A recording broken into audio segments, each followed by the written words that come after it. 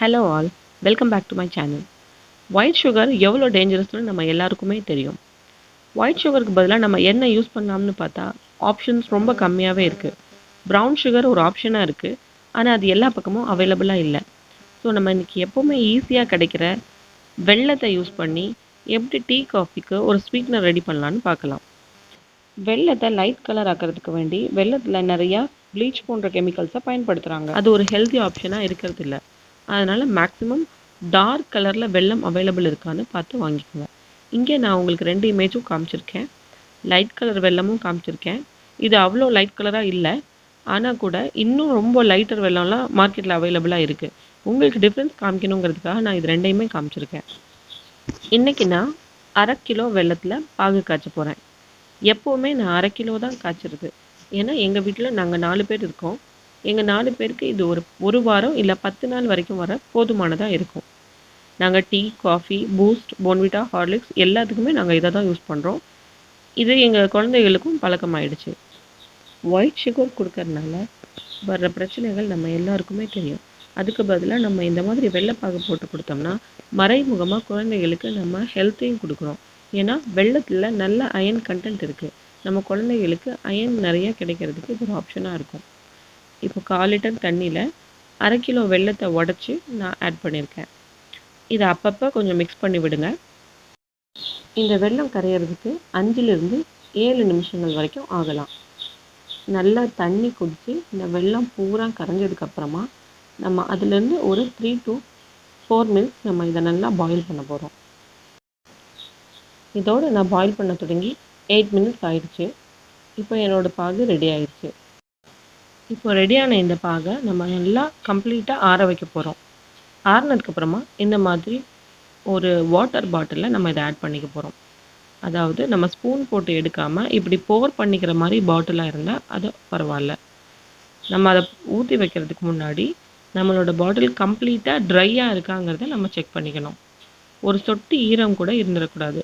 அதனால நம்ம வெள்ளைப்பாகு சீக்கிரமாக கெட்டு போகிறதுக்கு வாய்ப்பு இருக்குது. ஃபுல்லாக ட்ரை பண்ண கண்டெய்னரில் இந்த மாதிரி ட்ரைன் பண்ணி நம்ம ஊற்றி வச்சுக்கணும். நம்ம ரெடி பண்ண இந்த பாகில் கைப்படாமல் பார்த்துக்கணும். அதுக்காக இந்த மாதிரி கண்டெய்னரை நல்லா டைட்டாக க்ளோஸ் பண்ணி இந்த கண்டெய்னர் காலி ஆகிற வரைக்கும் இதை ஓப்பன் பண்ணாமல் இருக்கிறது நல்லது. வாங்க நான் இப்போ இதை டீயில் எப்படி மிக்ஸ் பண்ணலான்னு காமிக்கிறேன். எப்போவுமே நம்ம டீ ரெடி பண்ணிவிட்டு டீ, காஃபி எதுவானாலும் நம்ம ரெடி பண்ணிவிட்டு கடைசியாக தான் நம்ம வெள்ளைப்பாகை ஆட் பண்ணணும்.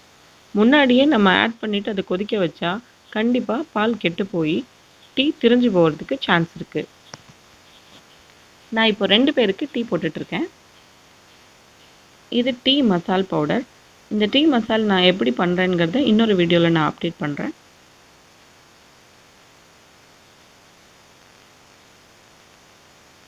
பாருங்கள், நம்ம டீ ரெடி ஆயிடுச்சு. இந்த டீ நல்லா பாயில் ஆனதுக்கப்புறமா வடிகட்டிட்டு வெள்ளைப்பாகு சேர்த்துக்கலாம். இப்போ 2 கிளாஸ் டீங்கிறதுனால நான் 2 ஸ்பூன் ஆட் பண்ணுறேன். இது சாதா சின்ன டீஸ்பூன் கிடையாது, 1 டேபிள் ஸ்பூன் அளவுக்கு வரும். இதில் நான் 2 ஸ்பூன் ஆட் பண்ணியிருக்கேன். குழந்தைகளுக்கு கொஞ்சம் இனிப்பு கூட வேணும்னா நீங்கள் இன்னும் கொஞ்சம் கூட ஆட் பண்ணிக்கலாம்.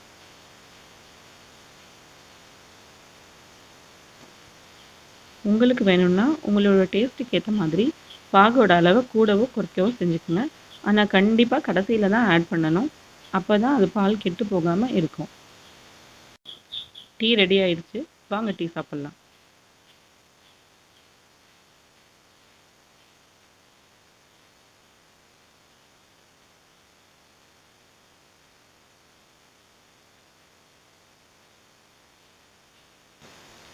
என்னோடய பசங்களுக்கு நான் சின்ன வயசுலேருந்தே பூஸ்ட் ஆகட்டும், ஹார்லிக்ஸ் ஆகட்டும், எதுவானாலும் இந்த வெள்ளைப்பாகை தான் மிக்ஸ் பண்ணி கொடுக்குறேன்.